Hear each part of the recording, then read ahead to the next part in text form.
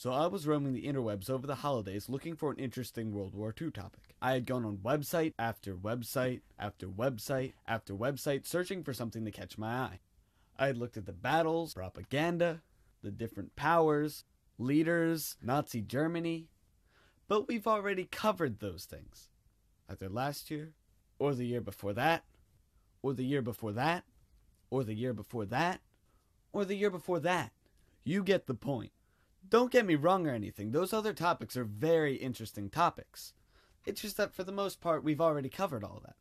So I decided to keep on looking. And looking. And looking. Finally, there it was. A tiny speck of greatness. A minuscule country, just sitting there. And that country was, Switzerland.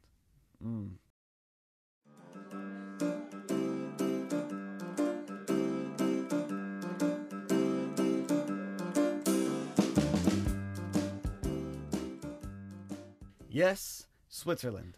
The country known for banks and cheese. Now, Switzerland had been a neutral country throughout the war. But why? How? It's on the border of Germany and perfect to attack. Not to mention its size. Germany had taken over many other countries. And by 1942, Switzerland was literally surrounded by German territory. But yet the Swiss managed to stay neutral. Now my question is, why didn't Hitler just take the country? And after doing some research, I sort of found my answer maybe. First off, in 1938, Switzerland had declared that they will stay neutral throughout the war with Germany. But just because Switzerland had declared neutrality towards Germany doesn't necessarily mean that Germany would just let them be. I mean, Hitler had stabbed allies in the back before. Why wouldn't he just do it to the Swiss? Well, evidently, Germany had found themselves to be in quite a predicament. Turns out having almost everyone else in the world hate you makes your country's currency worth next to nothing. But, on the other hand, Germany had oodles of stockpiled gold. That's right, oodles.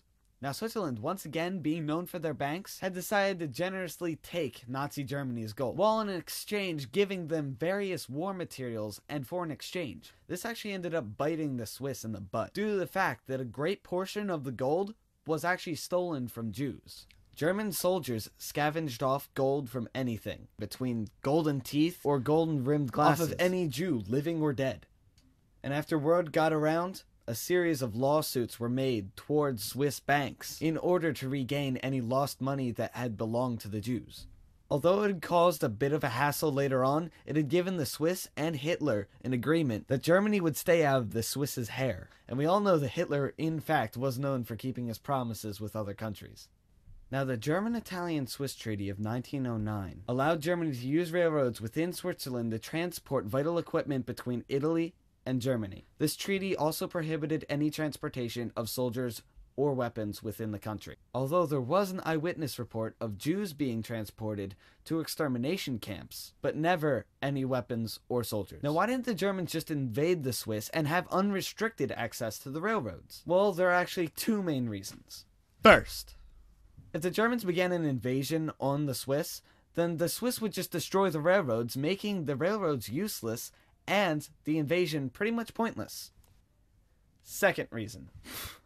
Would an invasion even be successful at all? Now, although Switzerland is a small country, and at this point was surrounded by the huge powerhouse Hitler had generated in the beginning of the years, Switzerland wasn't necessarily the easiest target to invade. You see, Switzerland had these big rocks everywhere, called mountains. And due to the inconvenient mountains scattered throughout the country, Hitler's regime would have a tremendous difficulty trying to combat the Swiss defenses. Also, Switzerland had a surprisingly strong military that had been specifically trained in defensive strategy. Some 20% of the country's population was on border patrol. That's 430,000 troops. The Swiss had also made over 20,000 bunkers hidden beneath the Alps, storing the country's weapons and supplies. Not only were these bunkers used to hide their weapons, but they were also a great home field advantage. Now, although they were well trained, the Swiss did lack up-to-date military supplies. But still, no attack was made. So in conclusion, there were many reasons why Hitler didn't invade Switzerland and allowed them to stay neutral.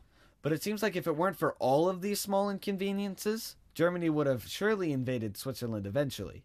One article refers to German propaganda stating things like, "We'll take Switzerland, the small porcupine, on our way back home," making it seem like they were planning on attacking but never did. But like we've already learned, all propaganda is true, and there was definitely a plan that was ready for action.